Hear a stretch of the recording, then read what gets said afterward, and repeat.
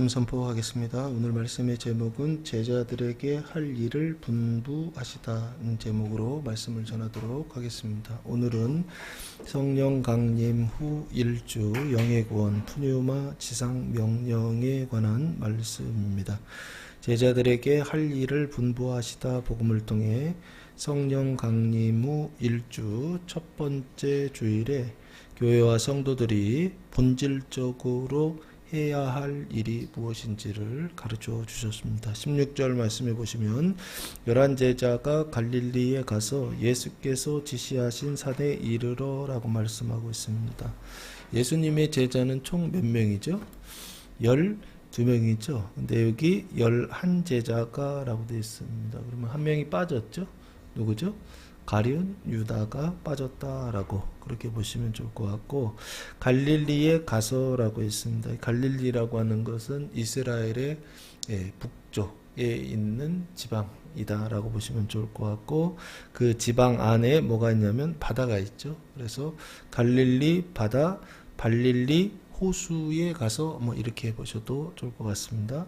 예수께서 지시하신 산에 이르러라고 되어 있습니다. 요 예수님은 어떤 예수님이냐라고 했을 때 부활하신, 십자가에 죽으시고 부활하신 예수님이시다라고 보시면 좋을 것 같고, 그 예수님께서 지시하신 산에 이르러라고 되어 있습니다.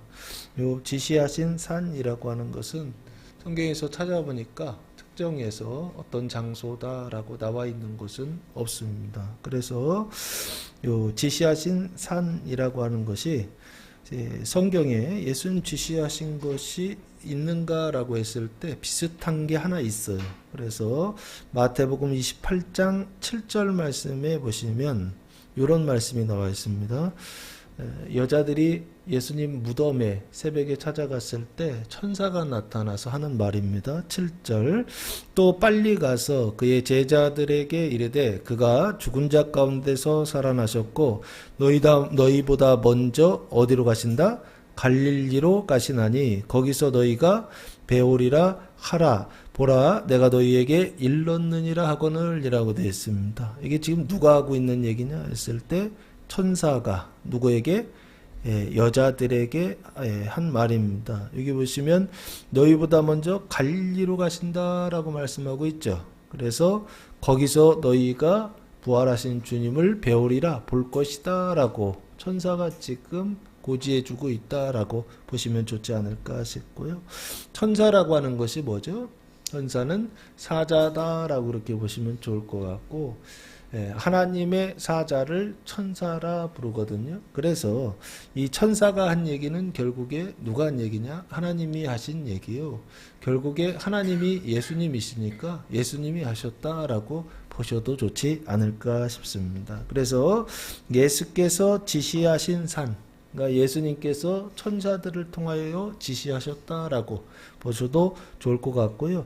그 지시하신 산에 이르러라고 되어 있습니다. 그래서 어딘가 찾아보고 싶어서 계속 찾아봤는데 특정한 산은 없습니다. 그래서 마태복음을 싹 다 뒤지면서 갈릴리에 산이 있을까 해서 찾아봤어요. 갈릴리에 나오는 산이 뭐가 있을까라고 하면서 찾아봤는데 마태복음 5장에 보시면 산이 하나 나오더라고요. 마태복음 5장 1절 말씀에 보시면 예수께서 무리를 보시고 산에 올라가 앉으시니 제자들이 나온지라 라고 말씀하고 있습니다. 2절부터 쭉 팔복에 대해서 말씀하시고, 그래서 5장, 6장, 7장까지 산에서 천국에 관하여 가르쳐 주셨다 해서 산상수훈이라고 그렇게 부릅니다. 그래서 여기 산이 등장하는데 요 산이 아닐까? 예수님께서 뭘 가르치셨느냐? 8가지 복, 팔복을 가르쳐 주신 산. 그래서 여기 팔복산이다 라고 보시면 좋을 것 같고, 그 팔복산을 지금 8장 1절에 보면 내려오세요. 내려오시는 장면이 있는데 마태복음 8장 1절, 예수께서 산에서 내려오시니 수많은 무리가 따르니라 라고 말씀하고 있습니다. 올라가셨다가 5장에서 8장에서 내려오셨다. 근데 그 내려오신 산이 뭐냐 했을 때 팔복을 가르쳐 주신 산이다. 그래서 팔복산이다 라고 유추해 보면 어떨까 싶습니다. 그러면 오늘 이 말씀이 예수님께서 마지막 승천하시기 직전에 제자들에게, 사도들에게, 교회와 성도들에게 하신 마지막 유언과 같은 말씀이시거든요. 그러면 이 말씀은 뭐와 관련되어 있을까라고 했을 때 팔복과 관련되어 있는 말씀이다라고 보시면 좋지 않을까. 팔복은 어디 가는 길이다? 눈에 보이지 않는 천국 가는 길을 가르쳐 주고 계신 말씀이다 라고 보시면 좋을 것 같습니다. 예수님께서 8가지 복을 통하여서 8가지 하늘이 있다 라고 제가 그렇게 설명드렸죠. 1층 하늘, 2층 하늘에서 8층 하늘까지 올라가는 그 방법을 예수님께서 가르쳐 주셨다. 그래서 그게 팔복이다 라고. 팔복이라고 하는 것은 천국 가는 길을 마치 내비게이션처럼 길을 가르쳐 주시는 말씀이다 라고 보시면 좋지 않을까 싶고요. 그 팔복교회를 역사적으로 교회를 거기다 세웠어요. 예수님의 그 팔복이라고 하는 것을 기념하여서 팔복산에다가 팔복교회를 지어놨어요. 근데 그 교회 위치가 어딘가 봤더니 갈릴리 호수 북쪽입니다. 11시 방향에 가버나움이라고 하는 도시가 있고, 그리고 10시 방향에 게네사렛이라고 하는 오촌마을이, 둘 다 오촌마을입니다. 가버나움이 더 북쪽이고 게네사렛은 한 10시 정도 방향 되는데 그 사이 있죠. 그 사이에 팔복산이 있더라고요. 그래서 팔복교회가 있더라고요. 그래서 그러면 교회는 거기다 교회를 지었다라고 하는 것은 거기가 팔복산이다라고 그렇게 유추하고 있기 때문에 그런 거 아닌가 싶습니다. 그래서 위치적으로 팔복교회가 있는 그곳이 팔복산이고, 그곳에 예수님께서 지금 지시하신 산에 도착했다라고 보시면 좋지 않을까 싶고요. 17절 예수를 배웠고 경배하나 아직도 의심하는 사람들이 있더라라고 말씀하고 있습니다. 반응이 두 가지인데, 첫 번째는 부활하신 예수님을 배웠다 라고 되어 있죠. 예수님을 만났다, 보았다 라고 그렇게 보시면 좋을 것 같습니다. 이 배웠다 라고 하는 것은 에이돈이라고 하는 단어를 사용했는데 눈으로 보다 라고 하는 1차적인 뜻이 있고요. 두 번째는 마음 있잖아요. 인식, 생각으로 보다 라고 하는 뜻을 가지고 있습니다. 예수님, 부활하신 예수님을 제자들이 지금 뭐를 통해서 보고 있다? 눈으로도 보고 있고 또한 뭐로 보고 있다? 말씀으로 보고 있다라고 보시면 좋지 않을까 싶어요. 십자가에 죽으시고 3일 만에 부활하신 예수님을 배웠고 라고 되어 있습니다. 그런데 그 예수님을 본다라고 하는 것은 일반적으로 지금 보는 것이 아닙니다. 지금 예수님을 본다라고 하는 것은 3차원 육신적으로 본다라고 생각하지만 실제적으로는 예수님이 3차원이 아니세요. 그 부활하신 몸은 어떤 몸이냐라고 했을 때 고린도전서 15장 44절 말씀에 보시면, 고린도전서 15장은 부활장인데 그 부활장의 부활의 몸이 어떤 몸인지 이렇게 설명하고 있습니다. 먼저 35절부터 한번 볼게요. 누가 묻기를 죽은 자들이 어떻게 다시 살아나며 어떠한 몸으로 오느냐 하리니, 이 질문에 대한 대답이 44절입니다. 육의 몸으로 심고 신령한 몸으로 다시 살아나느니 육의 몸이 있은즉 또 무슨 몸도 있다? 영의 몸도 있느니라 라고 되어 있습니다. 이 칭의 중생한다 할 때 이 중생하는 이 거듭나기 전에는 어떤 몸으로 태어나는 거냐 했을 때 육의 몸으로 태어난다라고 보시면 좋을 것 같고, 그 육의 몸은 뭐냐라고 했을 때 그 죄와 사망이 다스리는, 그래서 종로로 타는 몸으로 태어난다. 이게 육의 몸이라고. 그래서 첫 번째 태어남이고, 그리고 나서 영으로 다시 한번 태어난다라고 하는 것을 거듭남이라고 그렇게 부릅니다. 근데 여기요 뭐라고 말하느냐, 영의 몸도 있다라고 말씀하고 있습니다. 육의 몸도 있지만 또한 무슨 몸도 있다? 영의 몸도 있다. 그 영의 몸으로 부활한다. 그럼 당연히 예수님은 뭐로 부활한 거예요? 영의 몸으로 부활한 겁니다. 그 영의 몸으로 부활한 것을 보고 지금 누가? 교회와 지금 사도 바울이 어떤 몸으로 부활하느냐라고 했을 때 예수님처럼 영의 몸으로 부활한다라고 하는 것을 설명하고 있다라고 보시면 좋지 않을까 싶고요. 이 영의 몸이라고 하는 것은 공간 통과하나요, 못하나요? 통과하죠? 그래서 또한 시간은 시간과 공간을 보통 안에 있어서 지배를 받거든요. 육의 몸은. 근데 이 영의 몸은 어떤 몸이냐 했을 때 공간을 통과하고 시간을 넘어가는 몸이다라고 보시면 좋을 것 같습니다. 그래서 시간과 공간을 초월하는 몸이요. 지배하는 몸을 지금 누가 보느냐? 11명의 제자들이 보고 있다라고 보시면 좋을 것 같고, 이거는요, 이전에 한 번도 보지 못했던 몸입니다. 제자들도 보지 못했지만 세상 모든 인류가 한 번도 보지 못했던 몸, 그게 바로 뭐냐라고 했을 때 이 예수님의 부활하신 몸이다라는 거예요. 그 예수님의 몸을 배웠고 눈으로 보고 제자들의 반응은 뭐냐? 첫 번째 반응은 경배했다라고 하는 것입니다. 경배하라고 하는 것은 예배드리는 건데 어떻게 하는 것이냐? 엎드려 절하며 예배한다라고 보시면 좋을 것 같습니다. 바짝 엎드리는 거예요. 땅에 바짝 엎드려서 절하면서 예배한다. 그래서 경배하나. 그러니까 많은 제자들은 경배했다는 것입니다. 그러나 아직도 뭐하는 사람들이 있다? 의심하는 사람들이 있다. 이 의심이라고 하는 단어는 디스타조라고 하는 단어를 사용했는데 이중으로 하다라고 하는 것입니다. 두 가지 마음이 있다. 두 가지 생각이 있다라고 보시면 좋지 않을까. 그래서 안에 원래 자기 생각이 있거든요. 근데 그 자기 생각이 어떻게 되는 거냐면 흔들리는 거예요. 그래서 뭐 하는 거냐? 의심하다라고 보시면 좋지 않을까 싶습니다. 대표적인 사람이 하나 있었죠. 의심하던 도마라고 하는 사람이 있었습니다. 이 사람은 어떤 사람이냐? 내가 눈으로 보고 손가락을 거기 넣어 봐야 알겠다 그러죠. 그럼 이 사람은 어떤 현실적이고 아주 경험적이고 합리적인 어떤 사고를 하는 사람, 이게 도마였다라고 보시면 좋지 않을까 싶고요. 3차원적인 것이죠. 아주 3차원적이 참 밀착되어서 3차원적으로 보고 3차원적으로 현실적으로 사고하고 아주 현실적으로 냉철하게 현실을 살아가는 사람, 이 도마 같은 사람이 아니었을까 싶습니다. 세상에서는 이런 사람이 성공하는 겁니다. 이상적으로 살면 어때요? 성공할 수 있습니다. 근데 언제 성공하느냐? 경기가 좋을 때는 성공합니다. 그런데 이상적으로 사는 사람들은 경기가 나쁠 때는 하는 것마다 안 돼요. 기억하셔야 됩니다. 이상적인 것도 있지만 초월적인 것도 있지만 현실적인 것도 있고, 성령의 사람들은 어떤 사람들이냐 했을 때 늘 이상만 쫓아가는 사람이 아니라 현실의 기초에서 이상을 따라가는 사람들, 성령이 그렇게 인도하시더라라고 보시면 좋지 않을까 싶고요.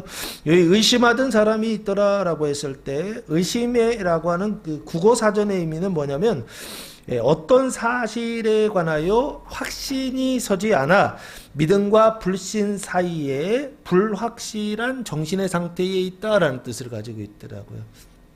예전에는 확신했었죠. 현실에 기초하고 있었으니까.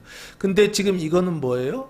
영의 몸은 현실에 기초하지 않죠. 왜 현실에 기초하지 않죠? 뚫고 지나간다니까요. 시간을 초월해서 간다니까요. 사람들은 여기서 청주까지 가려면 3시간 걸리지 않습니까? 근데 예수님은 그냥 이렇게 나타나신다 그래요. 그 얘기는 무슨 얘기? 시간을 어떻게 한다는 거예요? 초월해서 거기 가신다는 거예요. 우리는 항상 시간 속에 있고 공간 속에 있잖아요. 그렇죠? 그래서 늘 우리의 사고는 현실은 뭐냐? 우리가 경험하는 현실은 뭐냐? 시간과 공간의 지배를 받는 몸, 이거밖에 우리는 경험하지를 못했다고요. 인류 역사에서 한 번도 신령한 몸을 경험해보지 못했다고요. 영의 몸을 경험해보지 못했다고요. 시간과 공간을 넘어서서 그걸 지배하는 몸, 예수님의 그 부활하신 몸을 한 번도 보지도 못했고 경험해보지도 못했다고요. 그러니까 당연히 흔들려 안 흔들려요. 제가 볼 땐 흔들리는 게 정상이죠.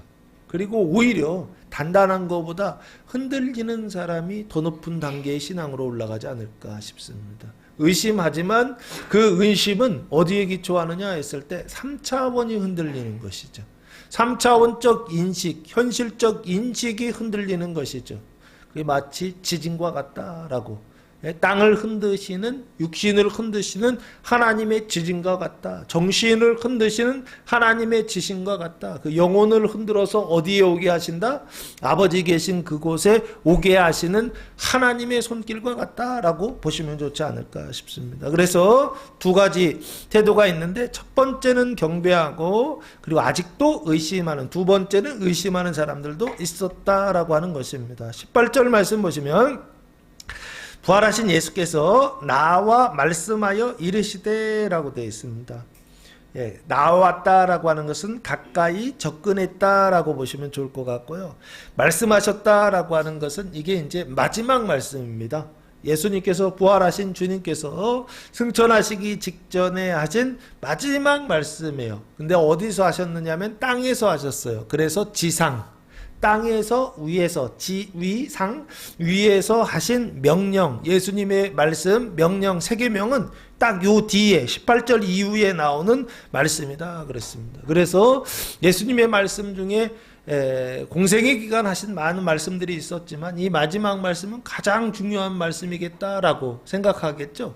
그래서 이것을 위대한 명령이다라고 하고, 또 대사명이다, 교회와 성도들에게 주시는 대위임이다라고 말합니다. 누구한테 주시느냐? 몸된 교회와 성도들에게 주시는 말씀이다라고 보시면 좋을 것 같습니다.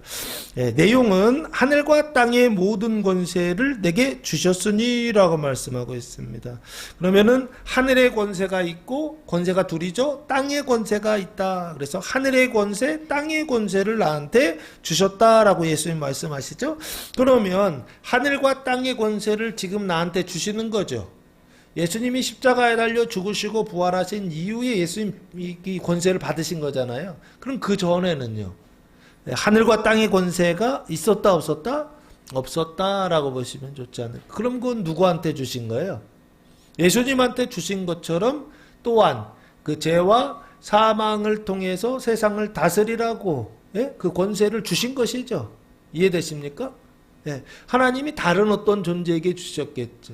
사단이다라고 보시면 좋지 않을까 싶습니다. 그래서 그 죄와 사망이라고 하는 수단을 통하여 세상을 다스리고 있었던 그 권세를 사용해서 다스리고 있었던 그 권세를 지금 하나님께서 지금 누구한테 주시느냐 했을 때 예수님한테 지금 주셨다. 하늘의 권세를 주시고 땅의 권세를 주셨다. 하늘은 우라노스, 하나님의 처소라는 뜻입니다. 그러면 하늘이라고 하는 것은 눈에 보이는 세상인가요? 눈에 보이지 않는 세상이다라고 보시면 좋을 것 같고, 땅이라고 하는 것은 게라고 하는 단어를 사용했는데, 흙, 세상, 나라라고 하는 뜻입니다. 그럼 이 게라고 하는 것은 눈에 보이는 세상, 지상을, 육신적 세상을 보시면 좋지 않을까 싶습니다. 그러면 영적인 세상과 육신적 세상의 모든 권세를 주셨다. 이 권세라고 하는 단어가 엑수시아라고 하는 단어인데, 원래 뜻은 특권, 힘, 지배. 그래서 이 지배인데 어떤 지배냐? 사법적 지배다라고 보시면 좋을 것 같습니다. 사법적인 권리다라고 보시면 좋을 것 같고요. 그래서 이 모든 권세는 무슨 권세냐라고 했을 때 사법적 권세거든요. 사법적 권세. 그러니까 다스리는 겁니다. 통치하고 다스리는 권세인데, 요한계시록 21장 1절 말씀해 보시면 이 권세가 아닌가 싶습니다. 요한계시록 21장 1절 말씀에 보시면, 또 내가 새 하늘과 새 땅을 보니 처음 하늘과 처음 땅이 없어졌고 바다도 다시 있지 않더라 라고 말씀하고 있습니다. 그러면 예수님께 주신 이 권세는 하늘과 땅의 권세잖아요. 근데 그 하늘과 땅을 새롭게 하는 권세죠. 이전에는 그 죄와 사망이 다스리고 있었다고 한다면, 예수님이 이 권세를 가진 이후에는 하늘과 땅이 뭐로 바뀐다? 새 하늘과 새 땅으로 바뀌는 권세다라고 보시면 좋지 않을까. 그걸 뭐라고 하느냐 했을 때, 창조의 권세다라고요. 새로운 창조의 권세다라고 보시면 좋지 않을까 싶습니다. 그래서 예수님의 첫 번째 권세는 뭐냐라고 했을 때, 새하늘과 새 땅을 창조할 수 있는, 새롭게 창조할 수 있는 권세를 주셨다라고 보시면 좋을 것 같고, 두 번째 시편 8편 4절 말씀에 보시면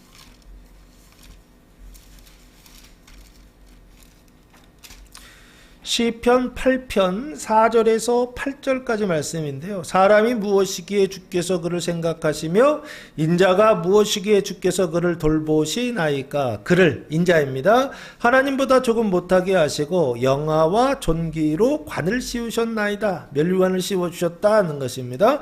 6절 주의 손으로 만드신 것을 다스리게 하시고 만물을 그의 발 아래에 두셨으니 라고 되어 있습니다. 주의 손으로 만드신 것 있죠? 그럼 그게 뭐예요? 세상을 만드셨죠? 그리고 세상 안에 피조물들을 만드셨죠? 그래서 여기 주의 손으로 만드신 것을 다스리게 하시고 만물이요. 그럼 눈에 보이는 세상과 눈에 보이지 않는 세상을 다스리게 하시고 그 안에 있었던 만물을 그의 발 아래에 두셨으니, 발 아래에 두셨다는 얘기는 무슨 얘기인가요? 복종하게 하시고, 이해되세요? 굴복하게 하셨다라고 보시면 좋지 않을까 싶고요. 곧 모든 소와 양과 들짐승이며, 이게 만물이죠. 8절 공중의 새와 바다의 물고기와 바닷길에 다니는 것이니이다 라고 되어 있습니다. 바닷길로 다니는 거, 뭐 리워야단 뭐 이런 것까지 포함되지 않는가 싶습니다. 그러면 여기서 말하는 건 뭐냐라고 했을 때, 하나님 만드신 세상과 그 안에 있는 만물을 뭐 하는 거예요? 다스리는 권세를 주셨다라고 보시면 좋을 것 같습니다. 그래서 하늘과 땅의 모든 권세는 첫 번째 새하늘과 새 땅을 창조할 수 있는 권세다라고 보시면 좋을 것 같고, 두 번째 세상과, 하나님 만든 세상과 그 안에 있는 만물, 피조물을 뭐 하는 권세냐? 다스리는 권세를 주셨다. 예수님께 주셨다라고 보시면 좋지 않을까. 나에게 주셨다라고 했을 때 나는 예수님이고, 그 예수님은 어떤 예수님이냐? 죽으시고 부활하신 예수님께 주셨다라고 보시면 좋을 것 같습니다. 그 예수님은 원래 어떤 분이셨죠? 하나님이셨죠? 근데 사람이 되셨죠? 그래서 그걸 뭐라고 부른다? 갓맨이다. 하나님이 사람이 되신 분, 갓맨이다 라고 보시면 좋을 것 같고, 그래서 하나님의 그 약속을 완전히 이루신 분, 그분이 예수님이시고, 그 예수님의 상태에 있는 사람이 있다 그랬죠. 그 은총을 받은 사람들이 있다라고 돼 있죠. 그걸 제가 뭐라고 설명드렸죠? 디바인 휴먼이다 라고 그렇게 말씀드렸죠. 이 교회와 성도들의 지금 상태를 말하는 것입니다. 지금 저희 교회에 부어지는 은총이 바로 이것입니다. 자기 죽음과 부활을 경험한, 그래서 지난주에 뭐까지 받았어요? 성령 세례까지 받은 완전한 자의 은총, 그 상태에 있는, 그 영생의 은총, 그 상태에 있는 교회와 성도들에게 주셨다라고 보시면 좋지 않을까. 2000년 전에는 예수님께 주셨지만 지금은 누구한테 주시느냐? 몸된 교회와 그 안에 있는 성도들에게 이 은총을 주셨으니, 이 권세를 주셨으니 라고 누가 주시는 거예요? 아버지 하나님께서 주셨다. 언제? 2000년 전에 이미 주셨다는 것입니다. 예수님께 주셨으니까 예수님께 주셨잖아요. 그러니까 나와 상관없다라고 생각하지 마시고, 나는 예수님과 지금 뭐다? 몸된 교회다라고 보신다고 한다면 예수님께 주신 것이 곧 교회에 주신 것이고, 교회에 주신 것이 곧 성도들에게 주신 것이다라고 믿으시고 이 권세를 사용하는 교회와 성도들 되시기를 예수님의 이름으로 축복합니다. 사용하시기 바랍니다. 네, 내 안에 권세가 있구나. 예수님께 주신 권세는 나하고 상관없는 권세가 아니라 예수님께 주신 권세는 나한테 주신 권세예요. 새하늘과 새 땅을 창조하라고 주신 권세예요. 그리고 뭐예요? 세상과 만물을 다스리라고 주신 권세이구나 라고 하는 것을 오늘 말씀을 통해서 믿고, 마음속에 인식하시고 믿고, 그리고서 그 권세를 삶 속에서 사용할 수 있는, 그래서 새하늘과 새 땅을 창조하고 세상과 만물을 다스리는 교회와 성도들 되시기를 예수님의 이름으로 축복합니다. 19절 말씀해 보시면 이제 명령 3가지가 나옵니다. 그러므로 너희는 가서 모든 민족을 제자로 삼아 아버지와 아들과 성령의 이름으로 세례를 베풀고 라고 되어 있습니다. 그러므로 너희는 이라고 되어 있죠. 그럼 너희는 당연히 제자들이죠. 몇 명? 11명의 제자들이다라고 보시면 좋을 것 같고, 이 제자들은 지금 마태복음을 지나고 있는 마지막 부분에 있는 제자들이죠. 예수님이 마태복음에서 십자가에 달려 지금 돌아가셨어요? 안 돌아가셨어요? 돌아가셨죠? 27장에서 돌아가셔서 그래서 제자들의 그 죄를 어떻게 하신 거예요? 깨끗하게 씻어주신, 그래서 제자들 입장에서 보면은 죄가 의로 바뀐 상태에 있는 제자들이다라고요. 근데 마태복음이니까 영의 상태가 죄에서 의로 바뀌었다라고요. 푸뉴마 죄가 의로 바뀐 11명의 제자들이라고 보시면 좋을 것 같고, 오늘 교회 절기적으로 보았을 때에는 죄가 의로 바뀌고 그 안에 뭐가 들어왔다? 하나님의 영이 들어왔다라고 보시면 좋을 것 같고, 그 하나님의 영, 창조의 영과 뭐하는 영이냐라고 했을 때 다스리는 영이 어디 안에 들어오느냐 했을 때 제자들 안에 들어왔다라고 보시면 좋을 것 같습니다. 하나님의 영이 지금 제자들 안에 들어왔어요. 그러면은 제자들의 상태는 어떻게 될까요? 지성이 살아나겠죠. 영이 들어왔기 때문에 그 영을 인식하는 기관, 이게 지성이라고 보시면 좋지 않을까 싶고요. 그 지성이 원래 하나님의 영이 없을 때는 뭐로 작동한다? 이성으로 작동한다라고 보시면 좋을 것 같아요. 늘 판단해요.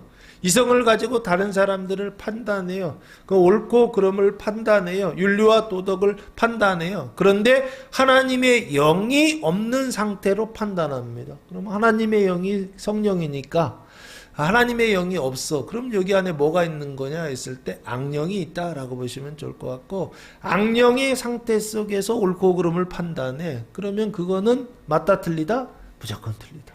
그거는 의다 죄다? 하나님 보실 때 죄다. 세상의 사람들 볼 때에는 의고 올바른 것이지만 하나님 보실 때에는 올바르지도 않고 정의롭지도 않고 공의롭지도 않고 한 어떤 그런 죄일 뿐이다라고 보시면 좋지 않을까 싶습니다. 너희는 가서라고 되어 있습니다. 그러면 이 너희는 지성이 이성으로 작동하고 있었는데 하나님의 창조의 영이 들어와서 뭐로 바뀌었느냐? 이해로, 언더스탠딩이라고 하는 이해로 바뀌었다라고 보시면 좋지 않을까 싶습니다. 이해로 바뀌어서 그 이해로 바뀌었다라고 하는 건 뭐냐 했을 때 성령 세례를 받았다는 거예요.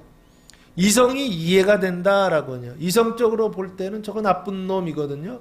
그런데 이성 안에 성령이 들어오면 저게 나쁜 놈이 아니라 뭐가 보인다고요?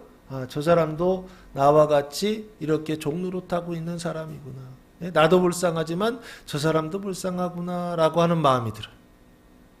그게 바로 뭐냐? 성령 세례. 근데 어떤 성령 세례냐라고 했을 때 바람과 같은 성령 세례다라고 지난주에 말씀을 드렸습니다. 사망의 생각이 무슨 생각으로 바뀐다? 성령의 생각, 생명의 생각으로 바뀐다. 이게 너희의 상태다. 11명의 제자들의 상태다라고 보시면 좋지 않을까 싶습니다. 너희는 가서 모든 민족을 제자로 삼아라고 되어 있습니다.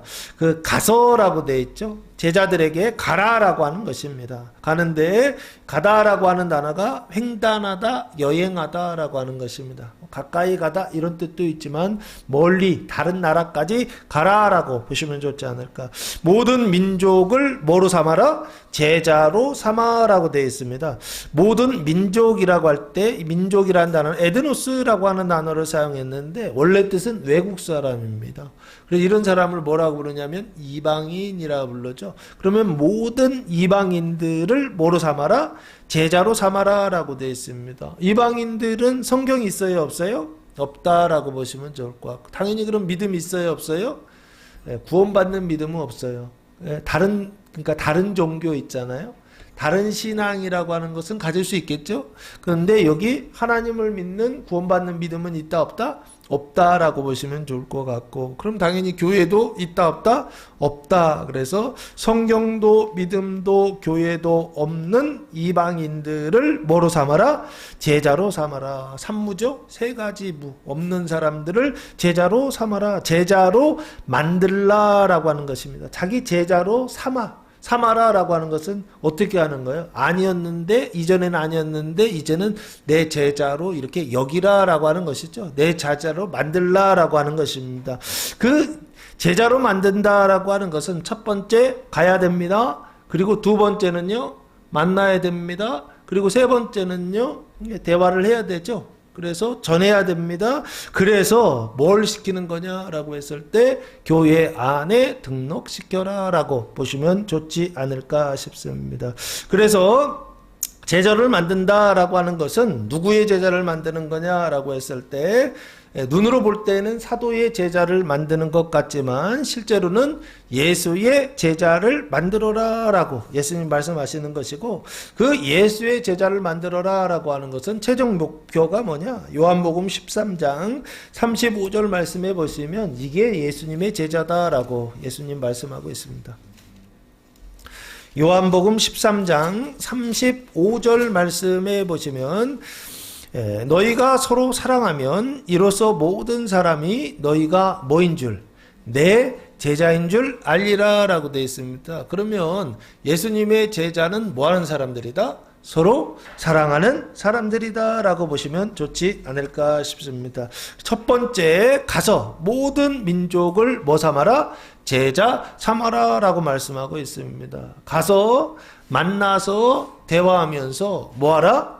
교회에 등록시켜라 라고 보시면 좋지 않을까 싶고요. 두 번째, 아버지와 아들과 성령의 이름으로 세례를 베풀고 라고 되어 있습니다. 세례를 베푸는데 세 가지의 이름으로 세례를 베풀어라 라고 되어 있죠. 아버지의 이름으로 세례를 베풀고, 아들의 이름으로 세례를 베풀고, 또 마지막 성령의 이름으로 세례를 베풀어라 라고 되어 있죠. 그럼 이거는 왜 이렇게 하셨을까요? 형식적으로 세례를 할 때마다 아버지와 아들과 성령의 이름으로 세례를 베풀어라 이러라고 하는 건가요?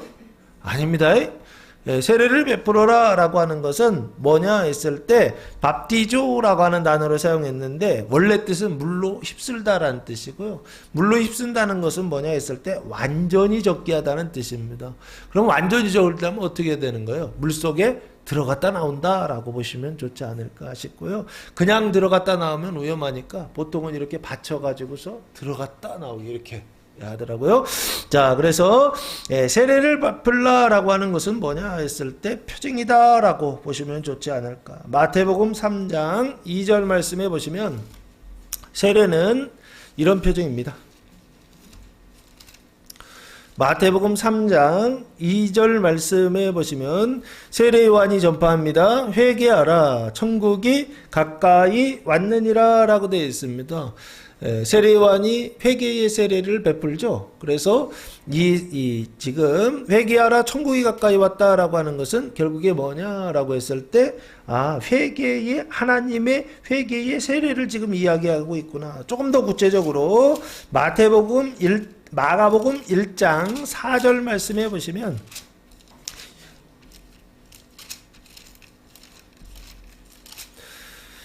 마가복음 1장 4절 말씀해 보시면 세례 요한이 광야에 이르러 죄사함을 받게 하는 회개의 세례를 전파하니라고 되어 있습니다. 여기 세례 요한이 세례를 전파했다는 거죠. 근데 조금 복잡해요. 죄사함을 받게 하는 회개의 세례를 전파했다라고 하는 것입니다. 그러면 이 회개의 세례라고 하는 것은 목적 자체가 뭐냐? 죄사함이에요. 죄사함. 세례 요한의 세례는 죄사함을 받는 건 아닙니다. 받기 전에 뭐 하는 거예요? 죄사함을 받기 위해서 준비하는 세례다. 그래서 회개의 세례다라고 보시면 좋을 것 같고, 아버지와 아들과 성령으로 세례를 베풀라라고 하는 것은 결국에 뭐냐라고 했을 때 표징이다라고 하는 것입니다. 첫째는 하나님의 회개를 하기 위한 표징이요. 두 번째는 제사함을 그래서 받기 위한 표징이다라고 보시면 좋을 것 같습니다. 그러면 세례를 베풀라라고 하는 것은 회개를 시켜라 뭐 이런 거죠. 그리고 지금 세례를 베풀라라고 하는 것은 세례 요한의 입장에서 봤을 때는 회개를 시켜라 이거고요. 그리고 예수님의 입장에서 예수님께서 회개하라 천국이 가까웠다라고 말씀하실 때에는 그때의 회개는 뭐냐면은 죄를 의로 바꾸는 죄사함의 회개다라고 보시면 됩니다. 세례 요한의 회개는 회개를 위한 회개라고 한다면 세례는 예수님의 세례는 뭐냐 했을 때 죄사함을 받기 위한 회개다. 다르죠? 예, 다른 겁니다. 예?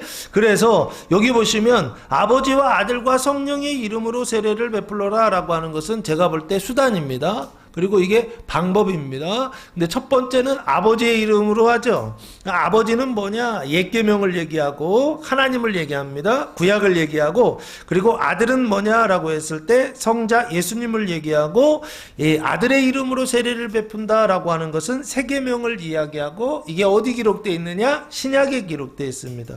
아버지와 아들의 이름으로 세례를 베풀라는 얘기는 구약과 신약의 이름으로 세례를 베풀어라. 이게 뭐죠? 성경을 통독하라 라고 보시면 될 것 같습니다. 세례를 베풀라, 아버지와 아들과 성령의 이름으로 세례를 베풀라 라고 하는 것은 수단이라고요. 뭘 위한 수단이냐 했을 때 이 표징이요, 그 회개와 제사함에 도달하기 위한, 그 은총에 들어가기 위한 하나님이 지정하신 수단이 있다고요. 근데 그 수단이 뭐냐 했을 때 아버지와 아들이라고요. 구약과 신약이요, 옛 계명과 새 계명이 수단이라고요. 그럼 그거 우리 교회에서는 뭐 하느냐? 통독하자고 했던 것입니다. 성경 통독을 통해서 어디에 도달하느냐? 지금 아버지와 아들과 성령의 이름으로 세례를 베푸는 거는 눈으로 보이는 표징이라 했잖아요. 그러면 실제로 본질은 뭐냐라고 했을 때, 눈에 안에 들어있는 메시지는 뭐냐 했을 때 구약과 신약을 읽히는 거라고요. 성경을 읽는 게 아버지와 아들로 이름으로 세례를 베푸는 거라고요. 그리고 마지막 성령의 이름으로 세례를 베풀라 할 때 성령은 하교 수프뉴마라고 하는 단어를 사용했는데 거룩한 영이라는 뜻이고요. 그래서 성령 하나님이라 그렇게 부르죠. 그럼 성령 하나님은 뭐하냐라고 했을 때 가르치고 생각나게 한다, 증언한다 그랬잖아요. 예수를 가르치고 생각나게 하고 증언하고. 그런데 예수가 뭐라고요? 서로 사랑 새 계명이라 라고 말씀드렸잖아요. 그러면 성령은 무슨 이름이냐 했을 때 서로 사랑이라고 하는 것이에요. 그 죄와 사망을 뭐 하는 거예요? 씻어내는 것을 가르치고 생각나게 하고 지키게 하는 영. 이게 성령이라 보시면 좋지 않을까 싶고요. 그러면 성령은 조금 더 적극적으로는요, 나쁜 것, 죄와 사망을 없애잖아요. 그러면 조금 더 적극적으로 가면은 좋은 거예요. 의와 생명을 뭐 하는 거예요? 그 천국을 건설하고 창조하는 영, 그게 성령의 이름이다라고 보시면 좋을 것 같습니다. 그러면 성령의 이름으로 세례를 베푼다라고 하는 것은 구체적으로 뭐냐 했을 때 아버지와 아들과 성령의 이름으로 세례를 베푸느라 하면 끝? 아니, 이건 표징이라고요. 아버지와 아들과 성령의 이름으로 세례를 베풀어라라고 하는 이 표징 안에 뭐를 담고 있느냐 했을 때 구약을 읽고 신약을 읽고 그리고 성령의 이름으로 세례를 받아야 된다는 거예요. 그럼 그 성령의 이름이 뭐냐 했을 때 저희 교회는 생각나게 하는 거예요. 새 계명을 생각나게 하는 거예요.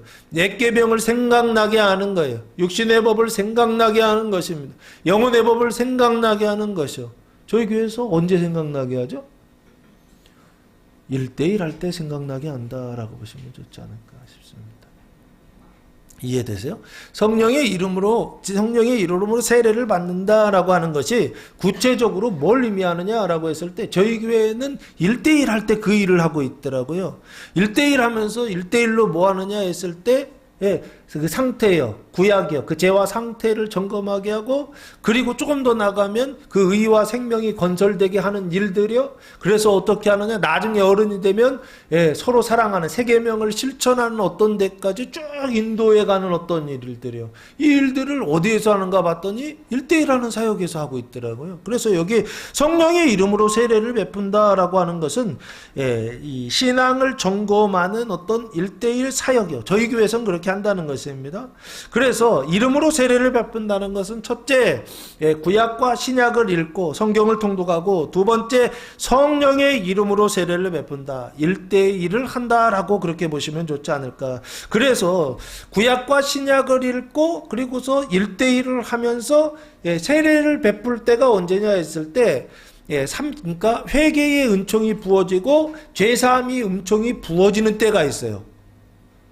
구약과 신약을 통독하고 1대1을 하는데 보통 1년 정도 딱 지나면 25독 정도, 2년 정도 할 때 30독 그 사이를 지나가시더라고요. 근데 30독에서 50독 그 사이에 회개의 은총이 부어지더라고요. 하나님의 은총이 부어지는데 회개의 은총이 부어져요. 1대1 할 때 보면 그게 보여져요. 그러니까 회개라고 하는 것은 죄를 회개하는 것인데, 죄를 회개한다는 것은 내가 이 세상 살아가면서 잘못한 것을 회개하는 것 정도를 얘기하는 게 아닙니다. 그건 사람의 회개고, 하나님의 회개는 뭐냐라고 했을 때 내 안에 하나님의 영이 없다라고 하는 근본적인 회개입니다. 내 안에 생명 없다라고 하는 근본적인 회개예요. 내 안에 하나님이라고 하는 것, 선한 것이라고 하는 것은 하나도 없다라고 하는 근본적인 회개예요. 내 존재 자체가 죄고 내 행동 자체가 사망이라고 하는 근본적인 회개를 한 30덕 정도 하니까 시작하시다. 그 회개의 은총이 부어지더라고요. 그때 옆에서 산파술 1대1 하면서 도와주는 겁니다. 그게 왔는데 그게 뭔지를 몰라요. 그 마음이 왔는데, 그 생각이 왔는데, 그게 돌이켜지는데 그게 뭔지 몰라요. 그거 회개예요. 이렇게 한마디 해주는 겁니다. 그거 모르면 평생 회개 못하더라고요. 참 신기해요. 근데 옆에서 살짝 도와주면 회개를 해요.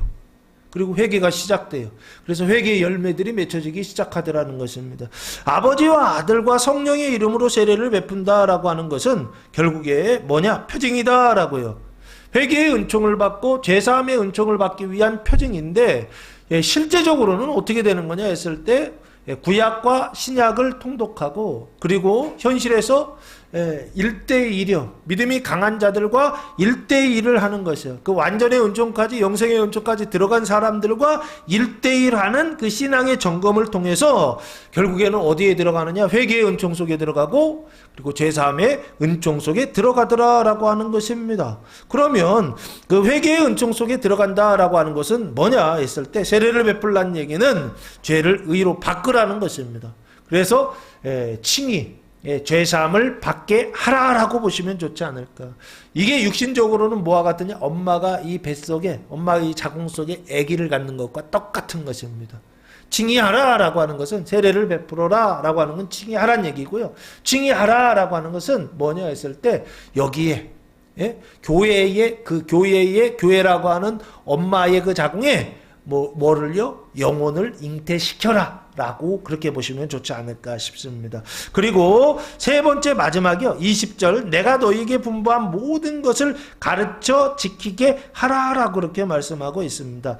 요 내가 너희에게 분부한 모든 것이라고 되어 있죠. 그러면 분부한 모든 것은 명령하신 것이고 위임하신 것이죠. 그 명령하시고 위임하신 게 뭐냐 했을 때 산상수훈, 팔복에서 말씀하신 것이 아닐까 싶습니다. 그러면 어떤 걸까 했을 때 8가지 중에 저는 첫 번째, 두 번째, 세 번째, 네 번째 복을 말씀하고 있는 게 아닌가 싶습니다. 왜냐하면 5번째부터는 사도행전 이후에 시작되거든요. 그러면 1, 2, 3, 4 복을 예수님께서 분부했다라고 보시면 좋지 않을까 싶고요. 그것을 가르쳐 지키게 하라라고 말씀하고 있습니다. 가르치라라고 하는 것은 배우게 하라라고 하는 것이고, 지키게 하라라고 하는 것은 그 말씀에 순종하라, 복종케 하라라고요. 지키다라고 하는 단어는 테레오라고 하는 단어를 사용했는데 억류하다라고 하는 것입니다. 억류한다라고 하는 것은 그 사람의 인격을 이렇게 인격적으로 대화하라 이런 얘기가 아니죠. 어쩔 때는 또 어떨 때요? 인격적으로 사람을 만나야 되지만 그렇지 않을 때는요, 억류해야 될 때도 있는 것입니다. 그리고 어떻게 해요? 강제해야 될 때도 있는 것입니다. 뭐를 바꿀 때? 사망을 생명으로 바꿀 때 이 일을 해야 된다라고 보시면 좋죠.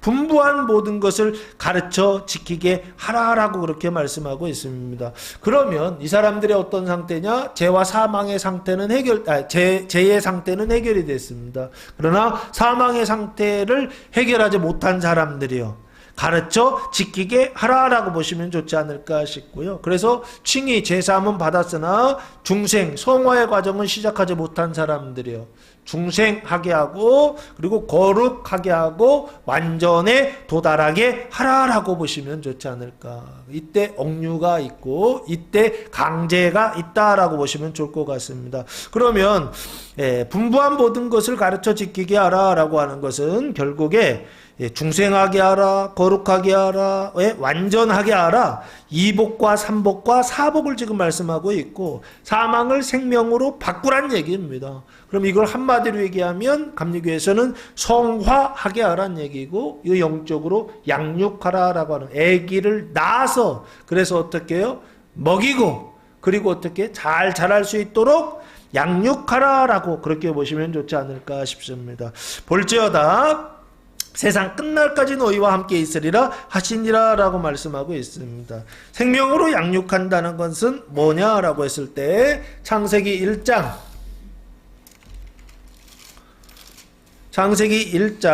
28절 말씀에 보시면 하나님이 그들에게 복을 주시며 하나님이 그들에게 이르시되 생육하고 번성하여 땅에 충만하라. 땅을 정복하라. 바다의 물고기와 하늘의 새와 땅에 움직이는 모든 생물을 다스리라 하시니라 라고 말씀하고 있습니다. 하나님께서 눈에 보이는 세상을 창조하시면서 남자와 여자를 창조하셨죠. 사람을 창조하셨는데 그 사람을 창조하시면서 하신 말씀이 뭐냐라고 했을 때 첫째는 생육하라. 두 번째는 번성하라. 세 번째는 충만하라. 네 번째는 정복하라. 그리고 다스리라 라고 말씀하고 있죠. 충만하다 라고 하는 것은 생명으로 충만하라, 완전을 얘기하고 있고, 정복하라 라고 하는 것은 나를 이겨서 다른 것을 정복하라, 영생을 얘기하고 있고, 다스리라 라고 하는 것은 그 멀리까지 다스리라, 제국을 만들어라, 영화를 설명한다 라고 보신다고 한다면, 그러면 여기요 분부한 것을 가르쳐 지키게 하라 라고 하는 것은 생육하고 번성하는 단계다 라고 보시면 좋을 것 같습니다. 사망을 생명으로 바꾸는 그 성화와 양육의 단계는 뭘 얘기하느냐? 생육하라라고 하는 것입니다. 생육한다라고 하는 것은 뭐죠? 생존하는 것이죠. 우리가 이 세상을 살아가면서 생존하는 거 누구의 명령이다? 하나님의 명령이다 라고 보시면 좋을 것 같습니다. 생존하는데 비실비실 생육하는 게 아니라 좀 강하게 생존하라. 그래서 생육이라고 했죠. 생육하라. 그리고 나서 어떻게 하라? 번성하라 라고 되어 있습니다. 번성하다라고 하는 것은 더 많아진다 라고 보시면 좋을 것 같고, 그래서 이걸 두 가지를 성화의 명령이다 라고 보시면 좋지 않을까 싶습니다. 볼지어다 내가 세상 끝날까지 라고 되어 있습니다. 부활하신 예수님께서 세상 끝날까지, 세상이라는 단어가 코스모스가 아닙니다. 아이온이라고 하는 단어를 사용했는데 원래는 아이온 하면 영원히 이렇게 번역되는 것입니다.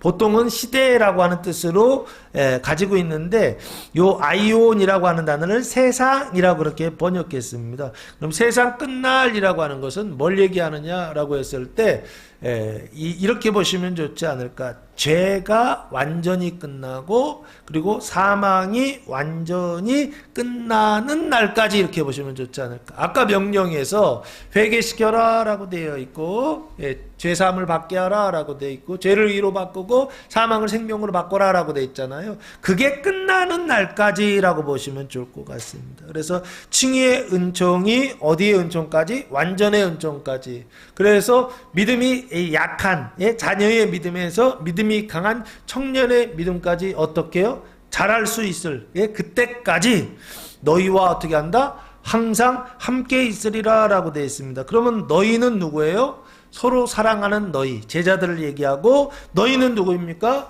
그 죄와 사망을 짊어지고 씻어내는 너희라고 보시면 좋을 것 같고, 너희와 어떻게 하신다? 항상 함께 있으리라 라고 말씀하고, 아무나 함께 하신다? 아닙니다. 너희와 함께 하신다라고 말씀하고 있습니다. 그 너희는 누구냐라고 했을 때 이 지상 명령을 받은 너희다라고 보시면 좋을 것 같고, 이 지상 명령을 받은 너희와 예수님은 어떻게 하시느냐? 항상 함께 하신다라고 하는 것입니다. 죄를 씻는 자와 함께 하시고 사망을 씻는 자와 함께 하신다라고 하는 것입니다. 죄를 짊어지고 사망을 짊어지고 병을 짊어지고 저주를 짊어지고 귀신을 짊어지고 나쁜 어떤 것들을 짊어지고 씻어낸다. 근데 그거 씻어내는데 주님 함께 하시지 않으면 돼야 안 돼요? 안 된다. 그래서 누구와 함께 해야 되느냐? 로고스 함께라고 항상 기억하셔야 됩니다. 죄를 씻을 때 로고스가 없다. 사망을 씻을 때 로고스가 없다. 예수님의 이 위대한 지상 명령을 행할 때 로고스가 없다라고 한다면 이길 수 있다 없다? 절대 없다는 것입니다. 하나님의 말씀 없이 죄를 씻을 수는 없고 하나님의 말씀 없이 사망을 씻을 수는 없다. 그래서 예수님 뭐라고 말씀하시느냐? 너희와 항상 함께 있으리라, 있을 것이다 라고 말씀하고 있는 게 아닌가 싶습니다. 죄를 안 씻어. 그럼 주님 함께 있으실 필요 있을까 없을까요? 없어요. 사망을 안 씻어. 그래서 괴롭지가 않아. 힘든 게 없어. 그러면 주님 함께 하신다 안 하신다? 안 하신다. 그럼 주님이 함께 하시는 성도는 누구냐라고 했을 때 그 죄와 사망을 씻어내느라고 고분분투하는, 그것 때문에 괴롭고 그것 때문에 힘들고 그것 때문에 눈물 짓고 그것 때문에 죽을 것 같은 성도들, 교회들, 이 지상명령을 충실히 수행하고 있는 교회와 성도들, 그 사람들과 예수님은 늘 어떻게 하시겠다? 함께 있을 것이다 라고 지금 약속하고 있는 게 아닌가 싶습니다. 그래서 너희와 항상 함께 있으리라는 약속은, 결국에 있으리라는 것은 서로 사랑하게 하시려고, 죄와 사망을 씻게 하시려고 함께 있는다. 믿음이 약한 자들을 강하게 성장하게 하시려고 함께 있겠다라고 말씀하시고, 그리고 새하늘과 새 땅을 새롭게 창조하시기 위하여 항상 너희와 함께 해 주시겠다라고 하는 주님의 약속이다라고 보시면 좋지 않을까 싶습니다. 사랑하는 성도 여러분, 예수님의 이 명령이요, 부활하시고 승천하시기 직전에 마지막 하신 이 지상 명령을, 이게 교회의 본질이다, 이게 교회가 진짜 해야 될 일이다 라고 하는 주님의 명령으로 받고 이 일에 힘쓰는 교회와 성도들 되시기를 예수님의 이름으로 축복합니다. 하늘과 땅의 권세를 사용하여서, 그래서 새하늘과 새 땅을 창조하고, 그리고 그 새하늘과 새 땅을 다스리는 그 일에 힘쓰는, 죄를 씻고 사망을 씻고 그래서 서로 사랑하는 새 계명을 실천하는 일에 힘쓰는 교회와 성도들 되시기를 예수님의 이름으로 축원합니다. 기도하겠습니다. 사랑과 은혜가 풍성하신 아버지 하나님, 감사와 찬송과 영광을 올려드립니다. 주님의 몸된 교회를 거룩하게 하시는 성령이 임하시는, 제자들에게 할 일을 분부하시다 복음이 선포될 때 말씀을 믿고 순종하여 하늘과 땅의 모든 권세를 사용하는 교회와 성도들 되게 하옵소서. 이제는 우리 주 예수 그리스도의 은혜와 하나님 아버지의 무한하신 사랑하심과 성령의 교통하심이 사랑하는 성도들 머리에와 가정에와 교회 위에 이제로부터 영원토록 함께 하시기를 간절히 축원하옵나이다. 아멘.